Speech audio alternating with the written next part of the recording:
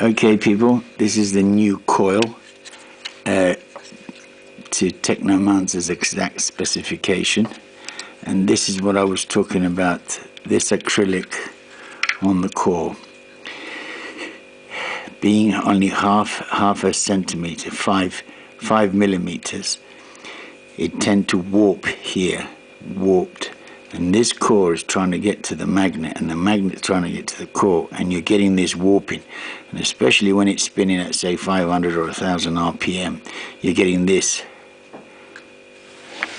So now 8 millimeter I think will solve this issue, but obviously you're going to have to make the core 48 millimeters by 45 to get that extra 3 mil to the edge of the acrylic. So that's 48 millimeters by 45 by the ½ inch. These are countersunk, so they're nice and flat, and it's now no jumping, guys. There is no jumping. Do you see the diodes? Let's have a look. See the diodes? Technomancer said don't push them too high up, because on the collection plate you could get jumping from there to there, and you could get the short, you could get the bleed. So if you look closely at Technomancer's videos, the diodes are half and half. These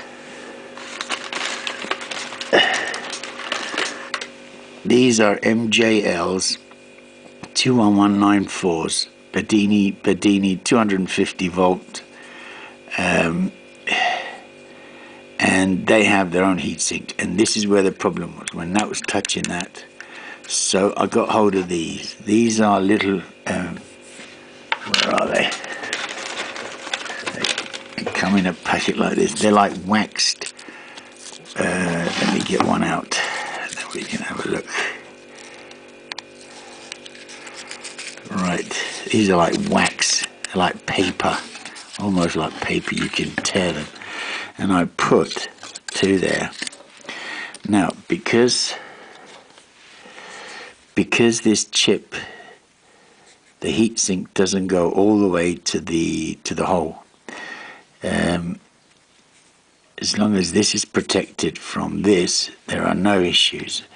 And so I put this, and I've done a test, and there is no bleeding from there to there at all.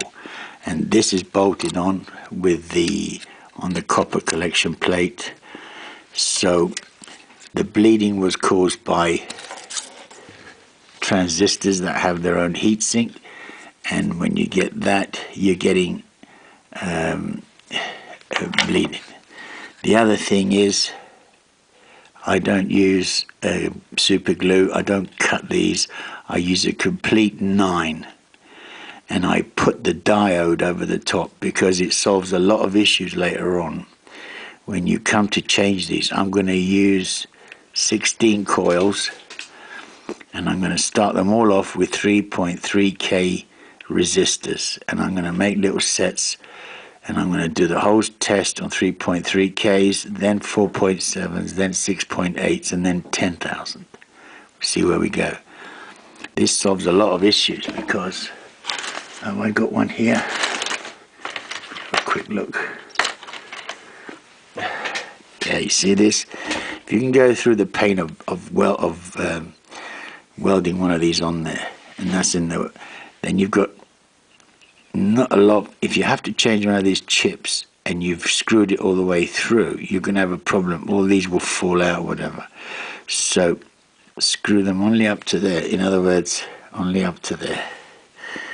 Only up to there. Don't go through there, because you're going to have to undo those as well to get rid of that chip. And the diode is very easy to do. Just solder that like that, and all these chips are now independent. And to use the whole of that without cutting them, just bend these. I mean, they're so big. See, they're so big, look. What you do is you go like that, and like that, and then they will fit into you, and do the same for the other one. And these are amazingly cheap in China. They come at €3, about $4 these, and they're 250 volt. And you see, you get something like that going. But solder the diode first before you bend them, and then when you put them into the, you see how they fit nicely? Get them up to there. So if you get them up to there, cut these off, and then they will fit beautifully with the diode on the top. You'll end up with, say, something like that. And then they're easy enough. If these chips ever go, just undo 3 screws, pull it out, put a new one in. The resistors, you make yourself a little plan. You make one of these with the resistors on, and it goes there. I put 2 of these on there because then I can screw that down. I found that if this is loose, as it's vibrating, these resistors, because they don't have a lot of cabling on them, they just come off, they break off. So there you go, guys. And also I've made this top plate, I think it's 11 centimeters. Let's have a look. Where are we? Is it 11?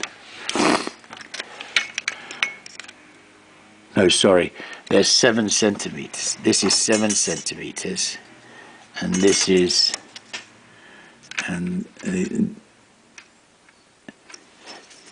yeah, this plate is 5.5 centimeters, and this plate is 7 centimeters. This takes care of the complete block of that. Also, you get a bigger heat sink, and you see that paper there? That's great. That solved a lot of issues. That. So you need to put that on there if you're using transistors. No bleeding. It looks superb. Also, I've made these wider. These are now 10 centimeters. The others were 8 centimeters. As you can see, this is the old coil. See, this is the old coil. As you can see, they're 1 centimeter wider up the top and bottom. The reason for this is when you come to bloody put these things onto the frame, and you put this onto the frame, you put it onto the frame from the outside, you drill a hole to match this to go through there, and they are so short that you drill through to the core, you scrape the core, and this gets buggered. I buggered 2 or 3 of these. Because of that. So now they are wider, and you make yourself a little template.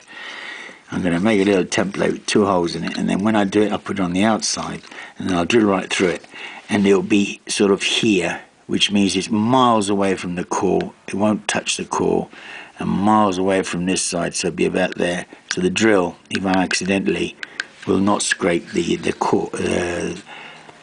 coil. So there you go.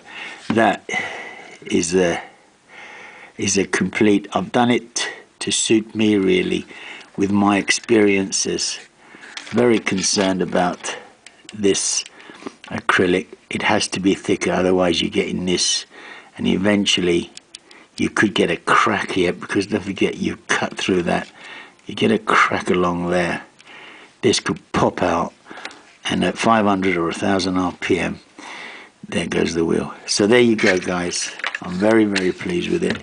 It is spot on. I've done continuity tests, and this for me. So 1 down, 15 more to go, and then we'll get that wheel spinning and see what happens.